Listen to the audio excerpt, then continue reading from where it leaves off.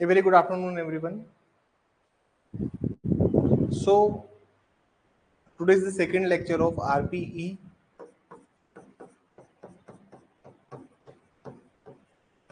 First lecture में हमने section 3 तक कवर कर लिया था ऐसे, and today's lecture we are starting from section 4. लिखना स्टार्ट कीजिए प्लीज.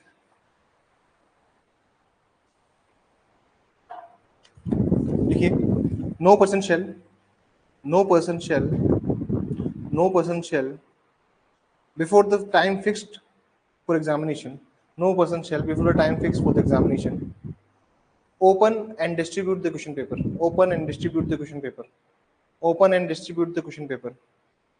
देखिए, कोई भी व्यक्ति सार्वजनिक परीक्षा के संचालन के पूर्व सार्वजनिक परीक्षा के संचालन के पूर्व प्रश्न पत्रों को खोलने या उनके वितरण के लिए के लिए निम्नलिखित कार्य नहीं करेगा. खोलने उनके वितरण के लिए निम्नलिखित कार्य नहीं करेगा. He shall not do following acts. लिखिए, he shall not do following acts. Point number one.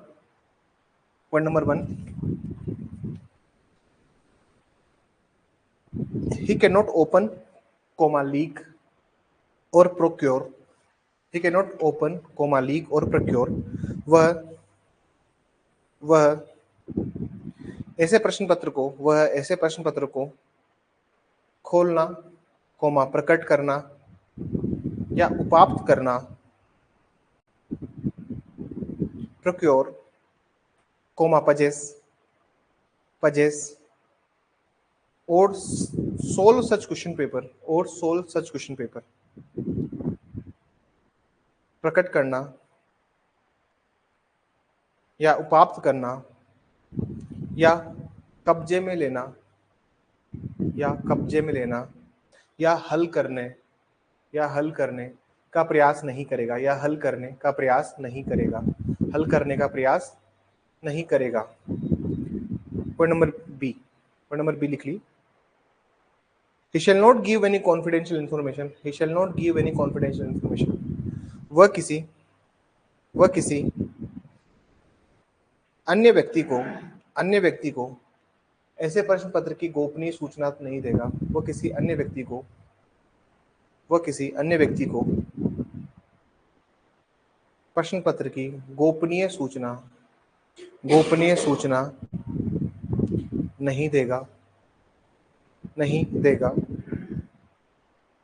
Section 5 लिखिए. Wherever any person who is interested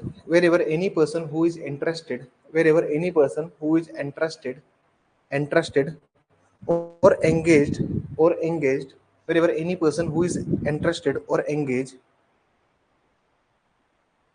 with any work pertaining to the public examination,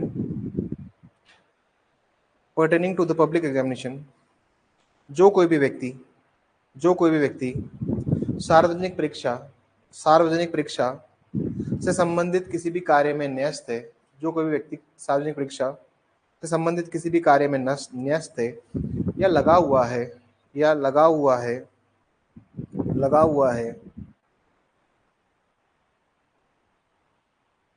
वह किसी अन्य व्यक्ति को प्रत्यक्ष या अप्रत्यक्ष रूप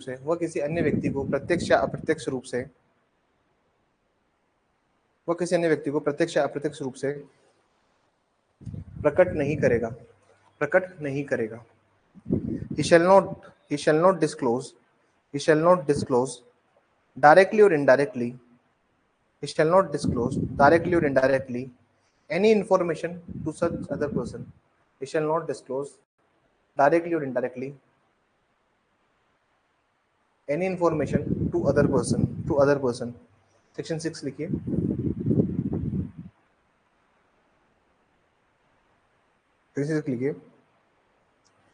Wherever any person who is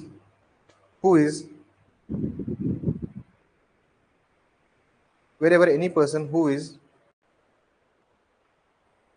not lawfully authorized, who is not lawfully authorized, जहां कहीं भी कोई व्यक्ति, जहां कहीं भी कोई व्यक्ति, जहां कहीं भी कोई व्यक्ति विधि पूर्वक प्राधिकृत नहीं है, विधि पूर्वक प्राधिकृत नहीं है,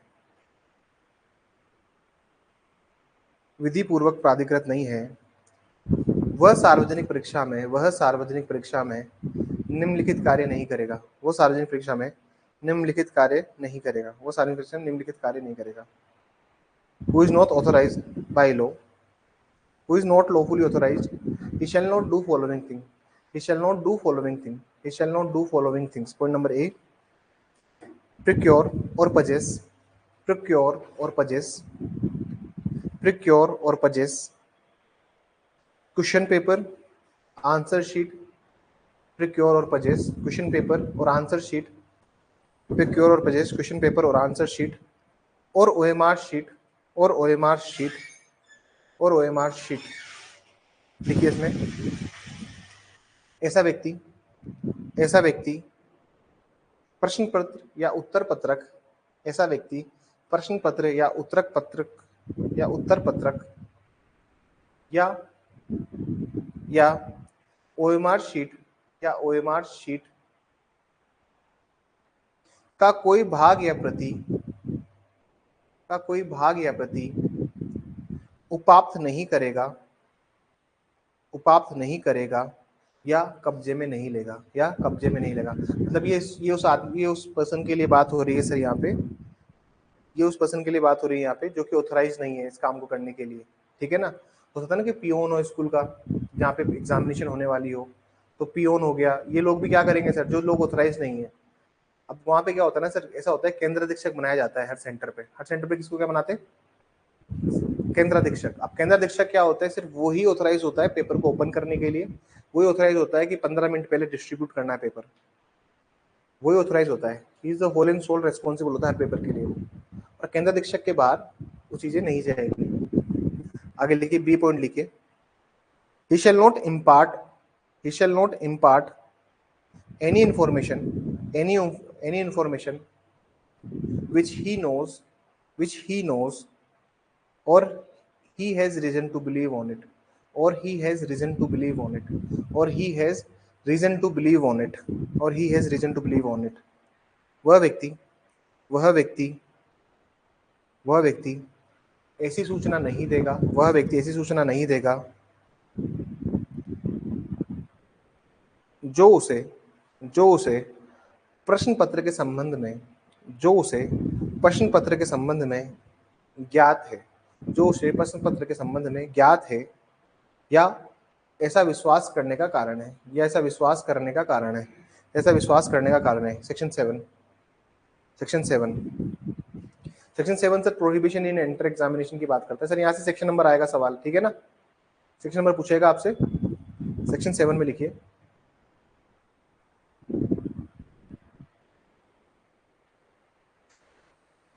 any person who is, who is neither engaged, any person who is neither engaged or not an examinee, or nor not an examinee, neither engaged nor an examinee, who is neither engaged nor examinee in the public examination, in the public examination, shall enter the premises, shall enter the premises of the examination center, shall enter the premises of the examination center।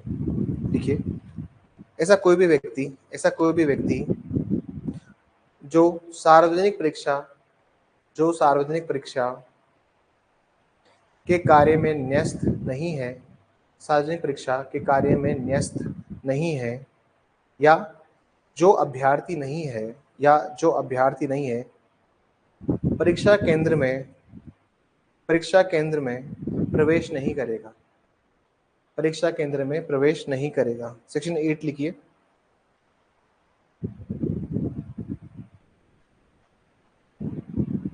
Section 8 लिखिए,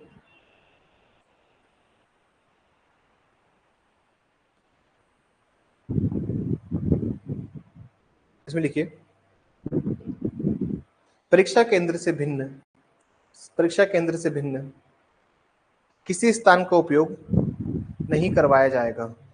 परीक्षा केंद्र से भिन्न किसी स्थान का प्रयोग नहीं करवाया जाएगा। लिखिए, no place, no place other than examination center, no place other than examination center shall be used for the purpose of, no place other than the examination center shall be used for the purpose of, shall be used for the purpose of holding public examination, holding public examination, holding public examination, holding public examination।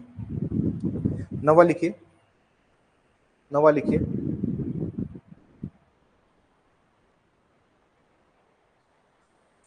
wherever, पहला point लिखेंगे इसमें, नवे में पहला point लिखेंगे, wherever offense has been committed under this act, wherever offense has been committed under this act, तो 23 लिखेगा, wherever offense has been committed under this act, जहाँ कहीं भी इस अधिनियम के अंतर्गत अपराध कारित किया गया है, जहाँ कहीं भी इस अधिनियम के अंतर्गत अपराध कारित किया गया है, wherein an offense has been committed under this act by management अपराध कारित किया गया है किसी प्रबंधन या संस्था, by management or institution or limited liability partnership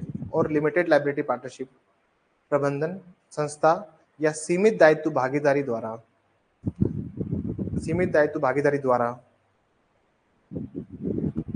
then every person who at the time of offense, तो कोई भी व्यक्ति जो अपराध के समय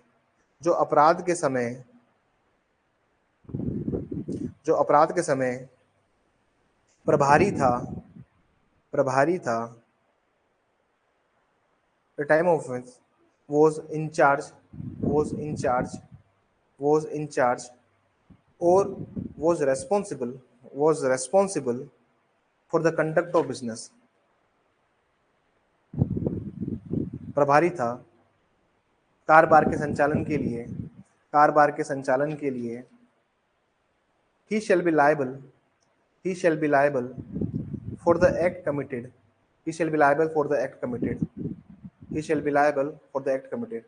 तो वह कार्रवाई के लिए दायी होंगे, और तदनुसार दंडित किए जाएंगे,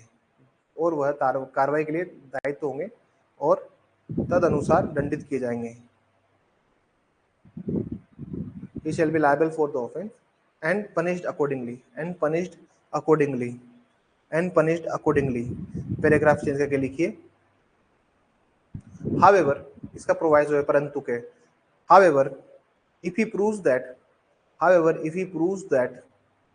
offense was committed without his knowledge, हालांकि यदि वह यह साबित कर देता है कि अपराध उसकी जानकारी के बिना कारित किया गया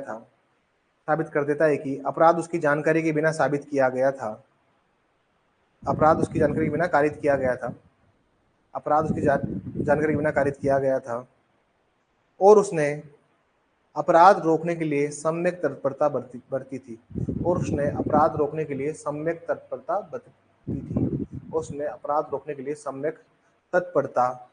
थी, and for the purpose of prevention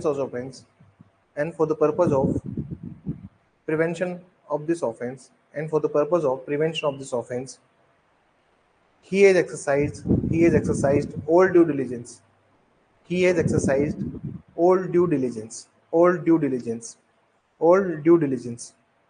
और पैराग्राफ नंबर 2 में लिखिए,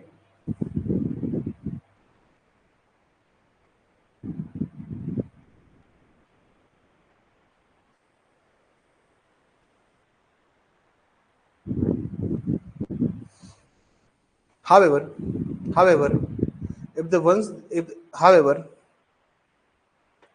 दूसरे पैराग्राफ में, हालांकि यदि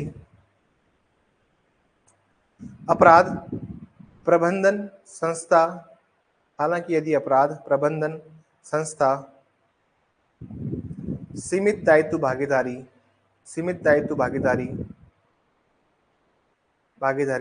द्वारा कारित किया गया था और ये साबित हो जाता है however if the offense has been committed by management institution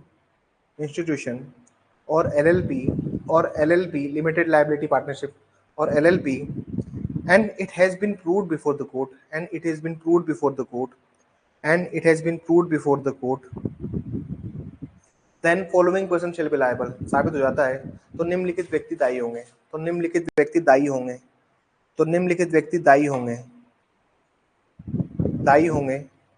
और दंडित किए जाएंगे and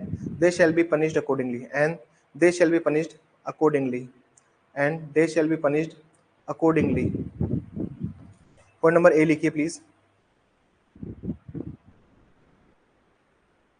पॉइंट नंबर ए लिखिए प्लीज कौन कौन है सर इसके अंदर एनी डायरेक्टर निदेशक पॉइंट नंबर बी लिखिए पार्टनर भागीदार पॉइंट नंबर सी लिखिए मैनेजर प्रबंधक पॉइंट नंबर डी लिखिए सेक्रेटरी सचिव पॉइंट नंबर ई लिखिए any other officer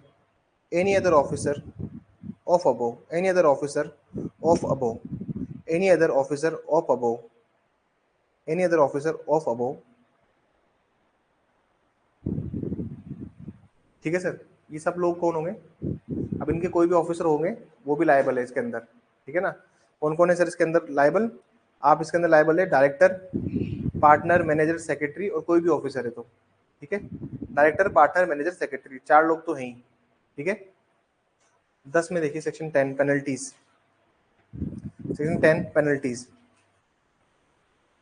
point number 1 लिखना if any examinee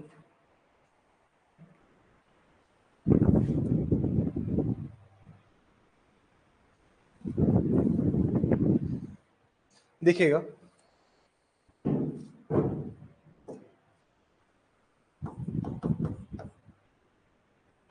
section 10 penalty की बात करता है और जब आप पेनल्टी की बात करते हो तो पेनल्टी में अनफेयर मीन्स की हम बात करें किसकी बात करें सर अनफेयर मीन्स में 2F में था अनफेयर मीन्स में याद करो डेफिनेशन जब मैंने करवाया था आपको और मैंने आपको 2 चीजें बताई थी मैंने आपको कहा था कि सर जो 2F का जो फर्स्ट पार्ट है वो किससे डील करता है एग्जामिनी से परीक्षार्थी से और जो दूसरा पार्ट करता है वो करता है एनी अदर पर्सन से और उसका जो एक्सप्लेनेशन था उसमें क्या लिखा हुआ था कि इसमें एग्जामिनी भी आता है तो हम सेक्शन 10 के पेनल्टी की बात कर रहे हैं ठीक है ना तो प्लीज इसका फर्स्ट पार्ट डाल कर लिखना जो फर्स्ट पार्ट है वो किससे डील करेगा 2F के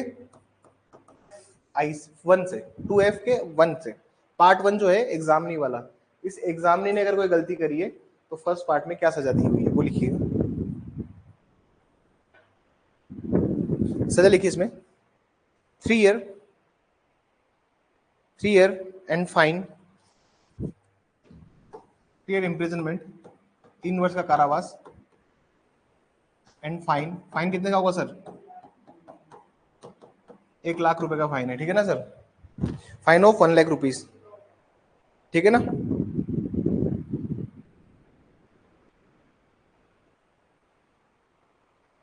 और डिफॉल्ट करेगा तो कितना हो जाएगा सर इस फाइन को नहीं पे करता तो 9 months कौन सा सेक्शन है सर आईपीसी का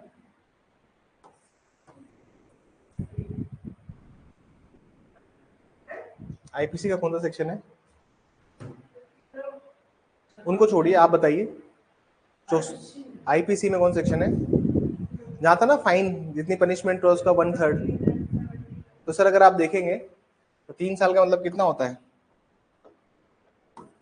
36 महीने टेक्निकली 9 ही बचा ना तो 9 इन्होंने यहाँ दिया हुआ है इन्होंने लिख दी उस चीज को नहीं लिखते तो भी काम चल जाता तो ये हमें पता नहीं डिफॉल्ट ऑफ फाइन कितना होता है क्योंकि इन्होंने मेंशन किया है ना कि जो चीज यहाँ नहीं डिफाइन है वो चीज कहाँ है आईपीसी में तो कौन सा सेक्शन है सर आईपीसी का 64-65 में जो बात दी हुई है ठीक है ना चलिए, तो सर पहली बात तो ये हो गई, अगर इसने डिफॉल्ट किया तो ये। और जो सेकंड पार्ट है उसका, सेकंड पार्ट क्या है सर उसका, जो भी लोग इंटरेस्टेड हैं,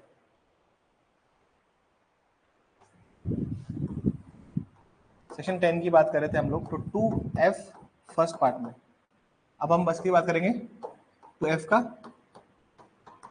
सेकंड पार्ट। 2F के सेकंड पार्ट की बात करते हैं। If any person including examinee, इसमें इसमें देखिए इसमें कितनी सजा दी हुई है,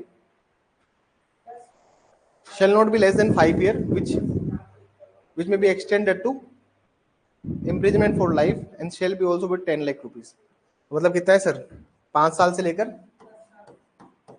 लाइफ इम्प्रिजनमेंट, 5 साल से लाइफ इम्प्रिजनमेंट है सजा, और उसके साथ जो फाइन है वो फाइन कितने रुपए का है,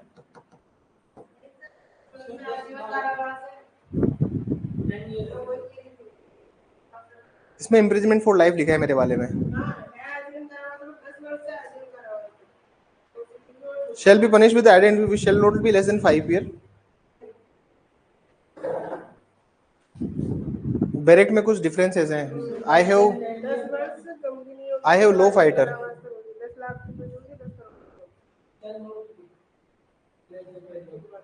शायद उन्होंने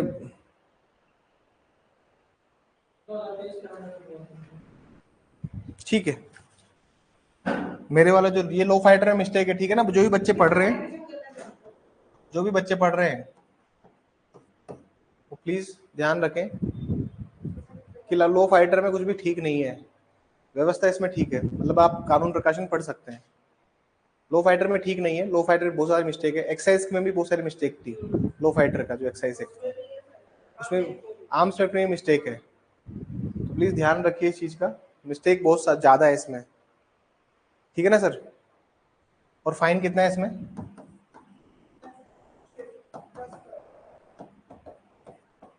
ये फाइन है, ये फाइन रहेगा। और अगर कोई फाइन नहीं पे करता, किसी ने अगर फाइन नहीं पे किया, इसका डिफॉल्ट किया, डिफॉल्ट ऑफ फाइन में उसको जो सजा दी जाएगी वो कितनी दी जाएगी सर, 2 साल। नोट कर लीजिए प्लीज। तो पेनल्टी याद रह जाएगी आपको हमेशा, क्योंकि पेनल्टी को हमने 2F को अच्छे से जिसने 2F को समझा अच्छे से उसको यह दिक्कत नहीं आएगी। और इसके अंदर एग्जामिनी भी आ सकता है, कौन आ सकता है इसके अंदर,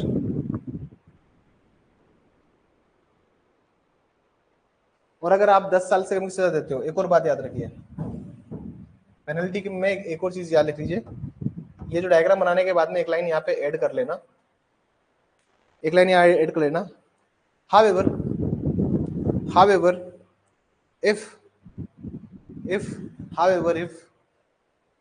less than 10 year punishment has been given, less than 10 years punishment has been given, हालांकि यदि 10 वर्ष से कम का कारावास दिया गया है, हालांकि यदि 10 वर्ष से कम का कारावास दिया गया है, तो विशेष कारण बताने होंगे,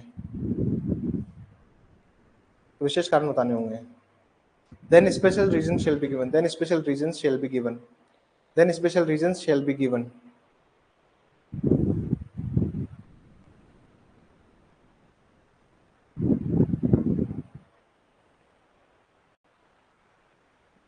सेक्शन 11,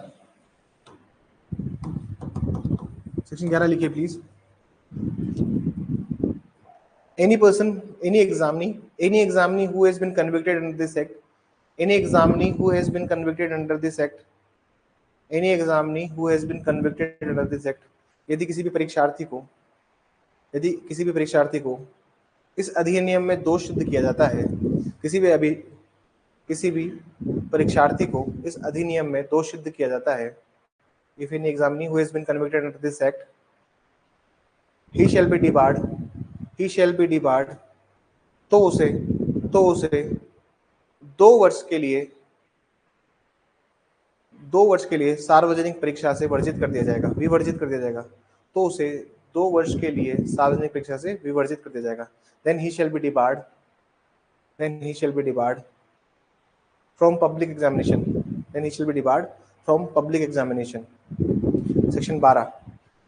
सेक्शन 12 अटैचमेंट, कुर्की और अधिग्रहण, देखिए इसमें एक शब्द था एक शब्द था जिससे हम लोग काम करते थे, एक वर्ड था, इसको हम बोलते थे प्रोसीड्स ऑफ क्राइम। और ये शब्द बहुत ही गंदा शब्द है, क्योंकि जब मैं ईडी में कार्यरत था तो वहां पे एक शब्द हम लोग यूज करते थे सेक्शन 3 मनी लॉन्ड्रिंग के लिए, वो शब्द था प्रोसीड्स ऑफ क्राइम। लेकिन उन्होंने यहाँ क्राइम की जगह उन्होंने वो शब्द यूज किया है प्रोसीड ऑफ। अब क्या होता है प्रोसीड्स ऑफ ऑफेंस, इसको समझिए। मैं आपको बहुत, क्योंकि इस चीज से हम लोग डील कर, मेरा तो सामना हो रखा है प्रोसीड ऑफ क्राइम से। यूजुअली क्या होता है, जैसे मान लीजिए तुमने पेपर बेच बेच के पैसा कमाया, मान लीजिए मेरे हाथ पेपर लग गया नेक्स्ट RS फ्री का, मैंने 5-5 लाख में पेपर बेचा और मैंने 50 लोगों को पेपर बेचा। 5 × 50 करोगे तो कितना हो जाएगा, सीधा सीधा 2.5 करोड़। अब 2.5 करोड़ का पैसा मेरे पास आ गया और बात छुपी भी रह गई, किसी को पता भी नहीं लगा।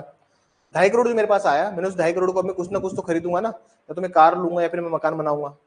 इसको बोलते हैं प्रोसीड्स ऑफ क्राइम। अब तुम कहोगे कि सर एग्जाम तो हुआ था, आप लोग क्या कहेंगे, सर एग्जाम हुआ था 1 जनवरी 2025 को, सपोज करना एक प्री का एग्जाम हुआ है 1 जनवरी 2025 को। मैंने मेरी प्रॉपर्टी से, मैंने मान लीजिए मैंने 1 अक्टूबर 2025 को 2.5 करोड़ रुपए जो कमाए, उससे मैंने प्रॉपर्टी परचेज करी, तो इसको तो अटैच करना बनता है। लेकिन अगर कोई प्रॉपर्टी जो 1980 में मेरे पास थी, उसको भी अटैच कर लेते हैं। उसको भी क्या कर लेते हैं, एपीओ, बच्चे ध्यान रखना है, इसको भी आप अटैच कर सकते हो। अब आप कहोगे सर इसको कैसे अटैच कर सकते हैं, अमित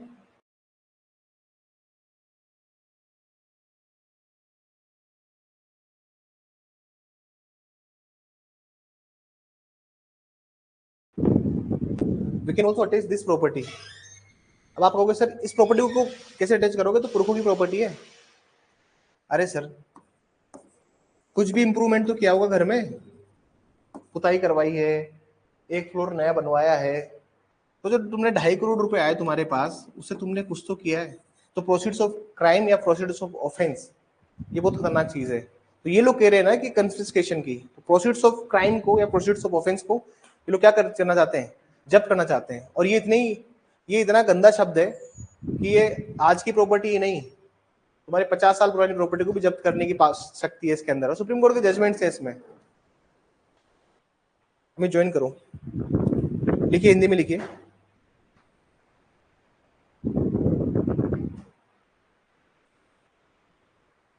कोई भी व्यक्ति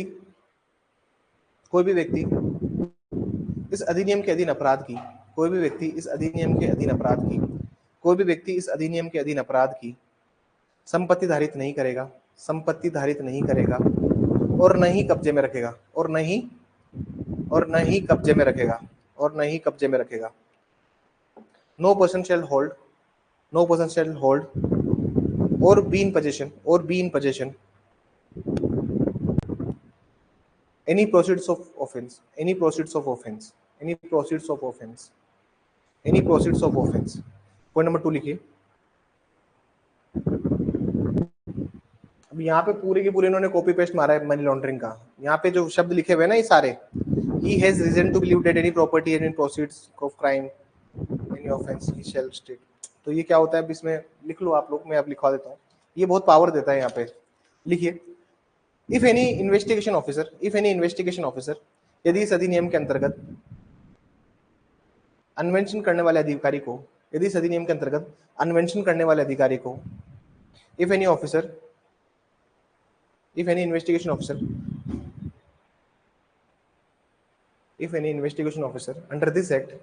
under this act has reason to believe that ये विश्वास करने का कारण है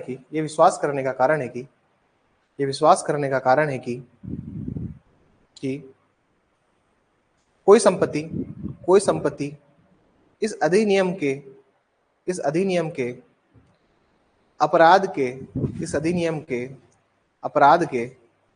आगम की द्योतक है, इस अधिनियम के अपराध के आगम की द्योतक है। Reason to believe that any property is proceeds of any offense under this act, proceeds of offense under this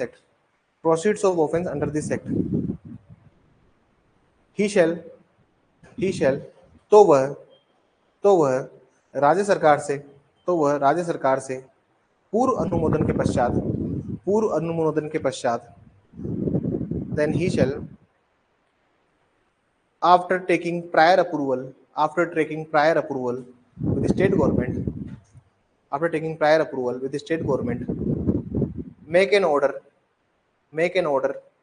to seize the property,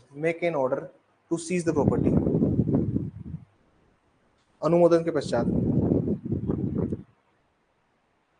संपत्ति के अभिग्रहण का आदेश कर सकेगा,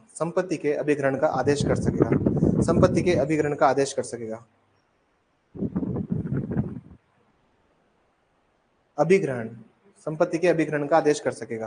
पैराग्राफ चिन्ह लिखना। However, if it is not practicable to seize the property,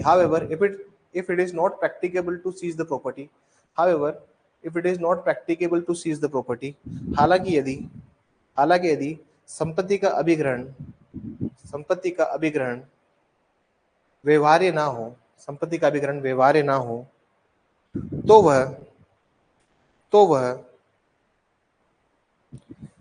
तो वह संपत्ति की कुर्की का आदेश देगा,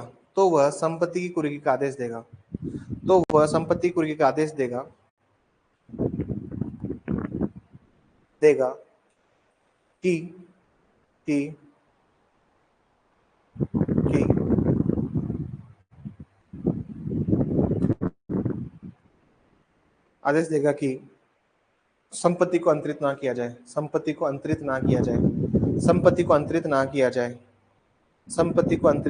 जाए,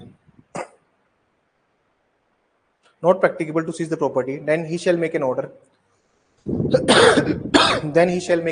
for the attachment,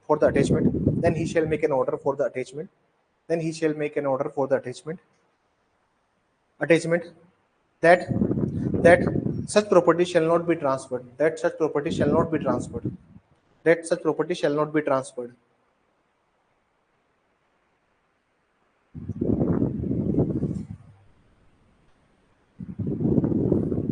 He shall serve a copy to the person concerned. वह उस आदेश की एक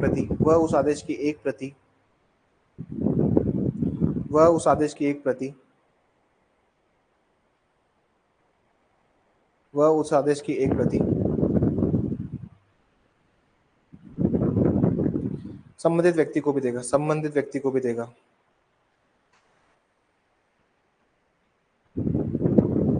पॉइंट नंबर 3 लिखिए।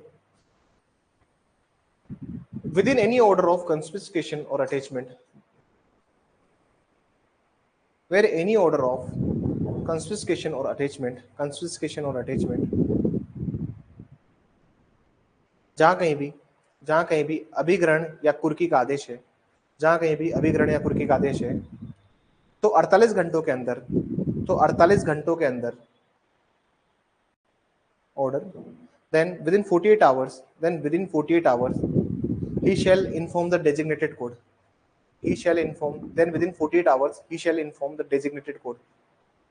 आदेश है तो 48 घंटों के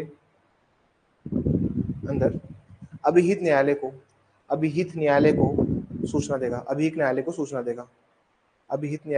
देगा। यूजुअली क्या होता है जब ये केसेस है ऐसे, तो भैया अगर ऑर्डर दे दिया है, देखिए दो शब्द हमने पढ़े यहाँ पे, अटैचमेंट और कंफिस्केशन, ठीक है, अटैचमेंट और कंफिस्केशन। अब दो शब्द पढ़े हमने यहाँ पे। यूजुअली क्या होता है कि अगर कोई भी प्रॉपर्टी है तो उस प्रॉपर्टी को सीज करने के लिए ऑर्डर दिया उसने, ठीक है। अब सीज के लिए तो चाहिए गवर्नमेंट का ऑर्डर, किसके लिए चाहिए सर? सरकार का आदेश। जहां पे अभिग्रहण करना हो वहां पे किसका चाहिए सर? सरकार का आदेश। जहां अभिग्रहण नहीं करना है तो फिर वो सिंपल एक ऑर्डर पास करके बता देगा कि भाई प्रॉपर्टी ट्रांसफर मत करना, ठीक है ना। ये पूरा उसके, अब जो नया वाला बीएनएस आया ना उसमें भी ऐसे ही प्रोविजंस हैं। और नंबर 4 देखिए, चौथा पॉइंट लिखिए,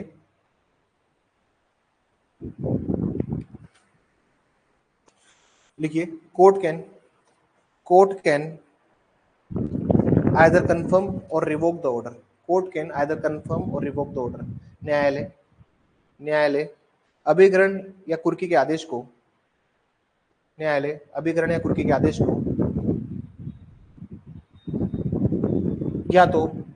या तो पुष्टि करेगी या प्रतिसंहरण करेगी, या तो पुष्टि करेगी या प्रतिसंहरण करेगी।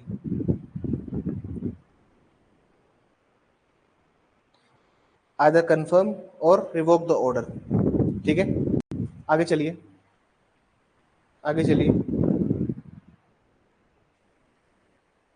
आगे लिखिए। The court shall not pass any order. The court shall not pass any order. The court shall not pass any order unless opportunity to hearing the other party. Unless opportunity to hear other party. Unless opportunity to hear other party. न्यायालय ऐसा कोई आदेश पारित नहीं करेगी। न्यायालय ऐसा कोई आदेश पारित नहीं करेगी। न्यायालय ऐसा कोई आदेश पारित नहीं करेगी जब तक न्यायालय से कोई आदेश पारित नहीं करेगी जब तक अन्य पक्षकार को अवसर प्रदान ना किया जाए। जब तक अन्य पक्षकार को अवसर प्रदान ना किया जाए। जब तक अन्य पक्षकार को अवसर प्रदान ना किया जाए।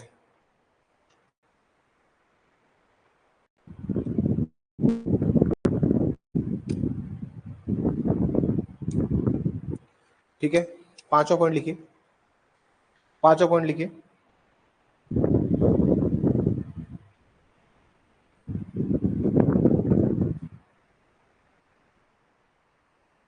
Wherever accused has been convicted, जहां कहीं भी अभियुक्त को दोष सिद्ध ठहराया जाता है। जहां कहीं भी अभियुक्त को दोष सिद्ध ठहराया जाता है। Wherever the accused has been convicted, then his property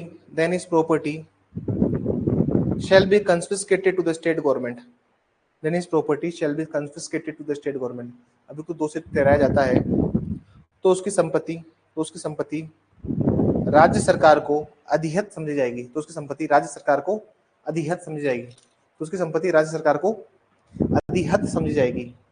मतलब अगर भैया कन्विक्ट हो गया तो प्रॉपर्टी कहाँ चली जाएगी? सारी की सारी उसकी प्रॉपर्टी स्टेट गवर्नमेंट में चली जाएगी। राज्य सरकार सारी प्रॉपर्टी ले लेगी अपने पास। इसको बोलते हैं प्रोविजनल अटैचमेंट ऑर्डर। ये जो दिया है ना इसने, पीओए कहते हैं इसको। हम लोग मनी लॉन्ड्रिंग में इसको पीओए कहते थे और ये होता था अपीलेट ट्रिब्यूनल, फेरा इनसे।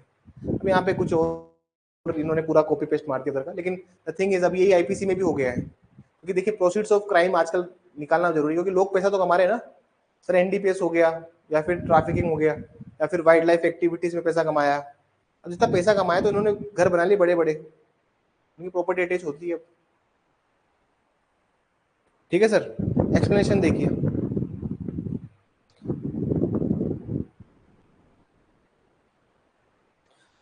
प्रोसीड्स ऑफ एनी ऑफेंस, जो क्या मतलब होता है उसका यहाँ पे समझा रखा है। प्रोसीड्स ऑफ एनी ऑफेंस, स्पष्टीकरण में प्रोसीड्स ऑफ एनी ऑफेंस को बता रखा है कि अपराध के आगम, किसी अपराध के आगम, हेडिंग डाल लीजिए, किसी अपराध के आगम। प्रोसीड्स ऑफ एनी ऑफेंस, किसी अपराध के आगम, हेडिंग डाल लीजिए। उसमें लिखिए क्या क्या इंक्लूड होता है इसके अंदर। It means all kinds of property, it means all kinds of property. इसके अंतर्गत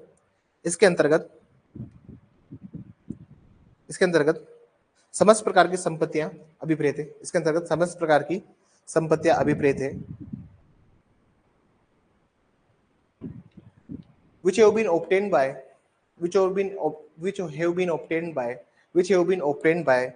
जो कि किसी अपराध को कारित करने से व्युत्पन्न हुई है। जो कि किसी अपराध को कारित करने से व्युत्पन्न हुई है या अभिप्राप्त हुई है which have been derived or obtained from any offense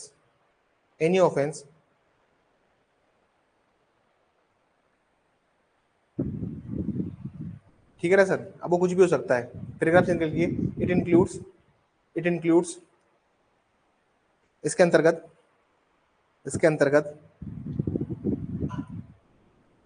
अपराध से संबंधित निधियां और नकदी भी सम्मिलित है। इट इंक्लूड्स फंड्स कैश, ठीक है ना सर। इसको एक बार रीड कर लेना। ठीक है, इसके बाहर बार कुछ नहीं है। यूजुअली क्या होता है कि इस एक्ट से जो भी कमाया है आपने, इस एक्ट के प्रोविजंस के कॉन्ट्रावेंशन से जो भी पैसा कमाया है, कोई भी चीज आपने अर्न करी है, वो सारी चीजें क्या है सर? सारी चीजें यहाँ पे प्रोसीड्स ऑफ क्राइम है, प्रोसीड्स ऑफ ऑफेंस है, ठीक है ना, अपराधों के आगत है। सेक्शन 13 खत्म हो गया। एक्ट और क्या है, ये थोड़ा बड़ा सेक्शन था बस 13 ना।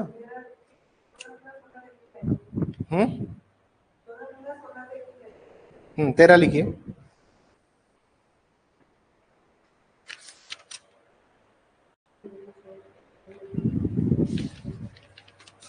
एक लाइन लिख लीजिए इसमें, सेक्शन 13 में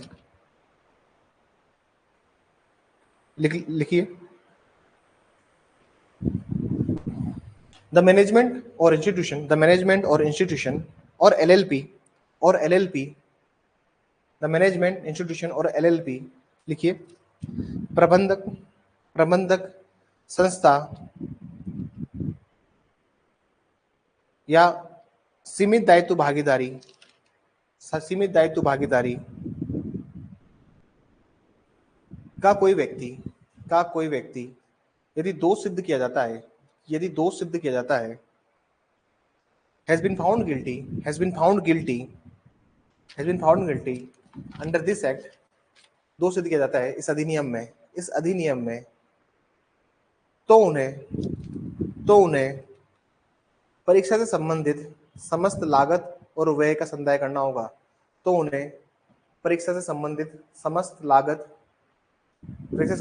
लागत और व्यय का संदाय करना होगा। Then they have to pay all cost and expenditure. Related to the examination,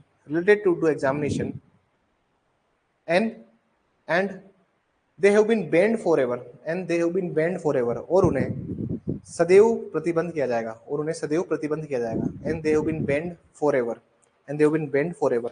section 14 लिखिए।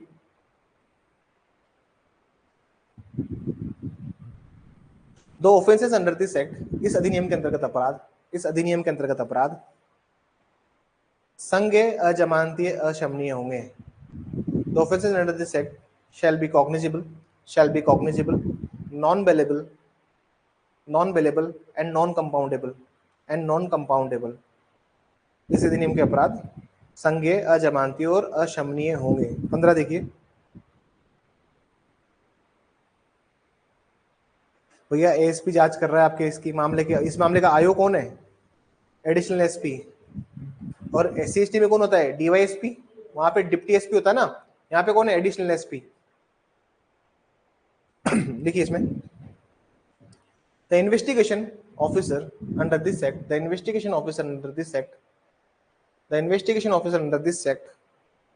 shall be additional SP, additional superintendent of police. इस अधिनियम के अंतर्गत अन्वेषण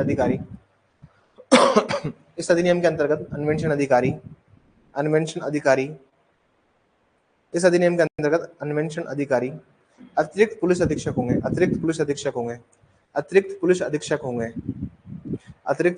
होंगे।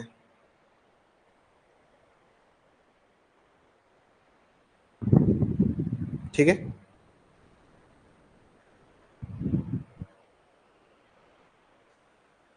इसमें लिखिए,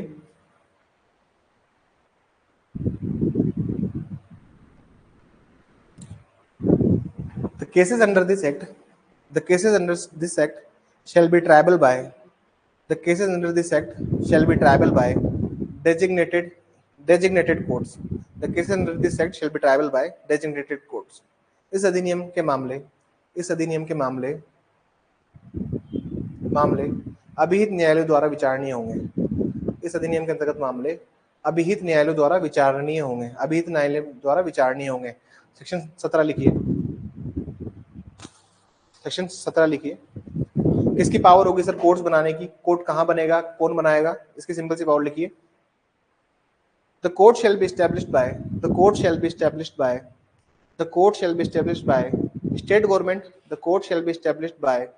state government. after consultation with Chief Justice of High Court, after consultation with Chief Justice of High Court, after consultation with Chief Justice of High Court, अभियुक्त न्यायालयों को नियुक्त करने की शक्ति, अभियुक्त न्यायालयों को नियुक्त करने की शक्ति, अभियुक्त न्यायालयों को नियुक्त करने की शक्ति, नियुक्त शक्ति राज्य सरकार के पास होगी, राज्य सरकार के पास होगी, जो कि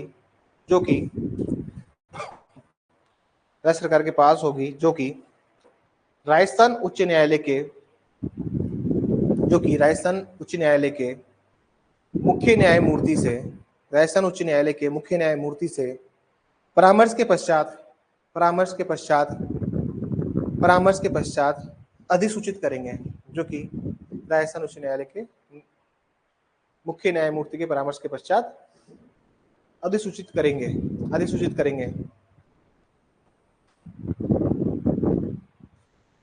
section 18,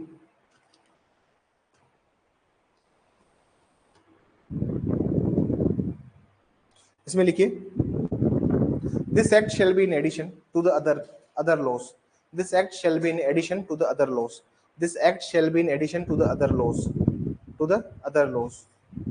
this act shall be in addition to the other laws. ये अधिनियम अन्य विधि के अतिरिक्त होगा, यह अधिनियम अन्य विधि के अतिरिक्त होगा। मतलब सर, अगर कोई आईपीसी का ऑफेंस किया है, मान लीजिए आईपीसी में आपके ऊपर आपने रोबरी करी है, आपने क्या किया है सर? रोबरी करी है, थेफ्ट किया, एक्सटॉर्शन किया है, वो भी अलग से लगेगा और ये भी अलग से लगेगा, ठीक है ना? ये भी लगेगा और वो भी लगेगा, ठीक है। 19 लिखिए, the state government has power to remove any difficulty, राज्य सरकार के पास कठिनाइयों का निराकरण करने की शक्ति है, राज्य सरकार के पास कठिनाइयों का निराकरण करने की शक्ति है। The state government has power to remove difficulty.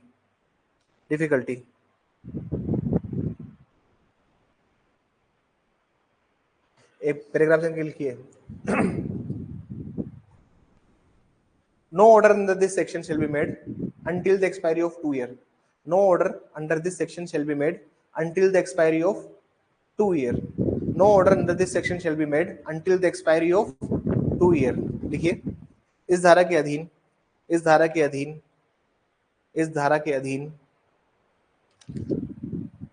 इस अधिनियम के लागू होने की तारीख से, इस धारा के अधीन इस अधिनियम के लागू होने की तारीख से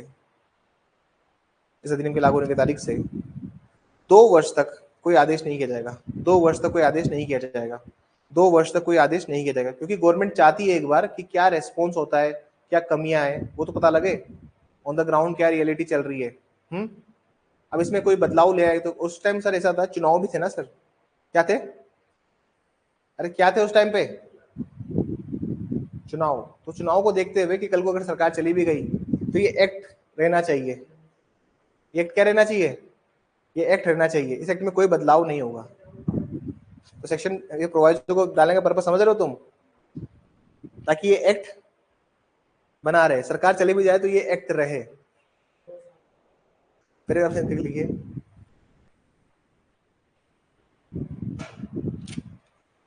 इसमें जो भी आदेश बनाएंगे ना वो सबको कहाँ रखेंगे? अरे विधानसभा के पटल पे रखा जाएगा। विधानसभा है ना अपनी, उस पर रखेंगे कि भाई ये आदेश हम पारित करना चाहते हैं इस एक्ट के अंदर। पेपर से सभी परेशान हो गए थे इस बार पेपर आउट होने से ना। अपने तो चलो हाई कोर्ट करवाता है तो दिक्कत नहीं है। लिखिए इसमें को लिखिए, every order made under this section, इस धारा के अधीन किया गया प्रत्येक आदेश, every order made under this section shall be laid before, प्रत्येक आदेश राज्य विधानमंडल के समक्ष रखा जाएगा। shall be laid before house of state legislature, राज्य के विधानमंडल के समक्ष रखा जाएगा। पैराग्राफ चेंज करके लिखिए, section 20, power to make rules, the state government has power to make rule, नियम बनाने की शक्ति राज्य सरकार में निहित है।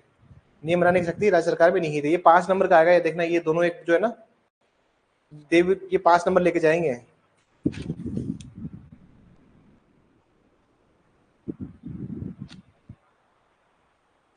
अब उसका प्रक्रिया क्या है, प्रक्रिया लिखी हुई है इसमें लिखी हुई प्रक्रिया 20(2) में 20(2) में प्रक्रिया लिखी है कि भाई कैसे कोई नियम बनाने को कैसे चेंज करना है। 20(2) में एक प्रोसीजर लिखा है कि नियम कैसे बनाने बनेगा इसका, ठीक है ना, लिखिए इसमें। तो समझाऊं पहले लिखाऊं, पहले समझ लो। जो प्रोविजन अपने कॉन्स्टिट्यूशन ऑफ इंडिया के अंदर दिए हुए ना कि भाई 14 दिन के सेशन में वहां रहेगा, नहीं होगा लैप्स हो जाएगा तो नेक्स्ट जब भी उसका वो बैठेगा सेशन होगा तो उस टाइम रखेंगे। इसमें क्या होता है सर, इसमें क्या होता है कि आपके विधानसभा के सामने रखे, सेशन में नहीं है, और जब भी सेशन में होगा 14 दिन के लिए रखेंगे, और 2 सक्सेसिव सेशन में रखा जाएगा इसको, बैक टू बैक, ठीक है, 2 सक्सेसिव सेशन में इसको रखा जाएगा 14 डेज के लिए। नहीं, सारी ये एक्ट नहीं रख रहे हैं यहाँ पे रूल्स चेंज कर रहे हैं ना। बाकी रूल्स चेंज करने तो किसी का रखने की जरूरत नहीं है, मिनिस्ट्री अपने हिसाब से रूल्स बना देती है।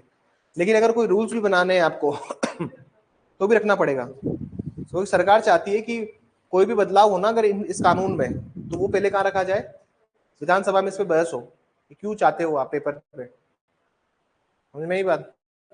इसमें एक लाइन लिख लीजिए,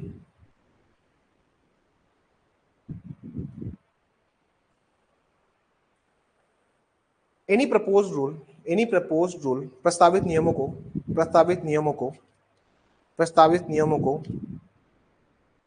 all proposed rule shall be made before state legislature प्रस्तावित नियमों को राज्य विधानमंडल के समक्ष रखा जाएगा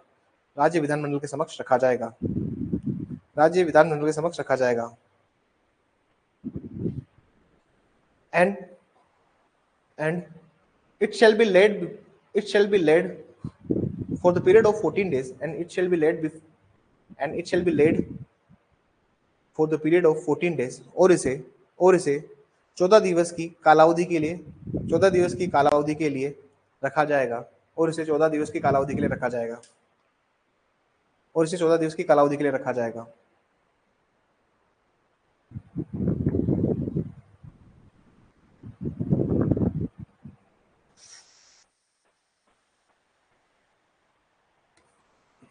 This shall be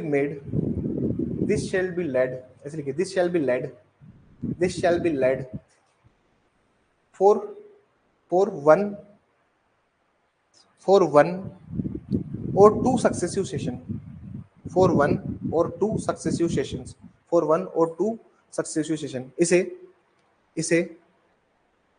इसे एक सत्र या 2 उत्तरोत्तर सत्र के लिए रखा जाएगा। शर्त के लिए रखा जाएगा।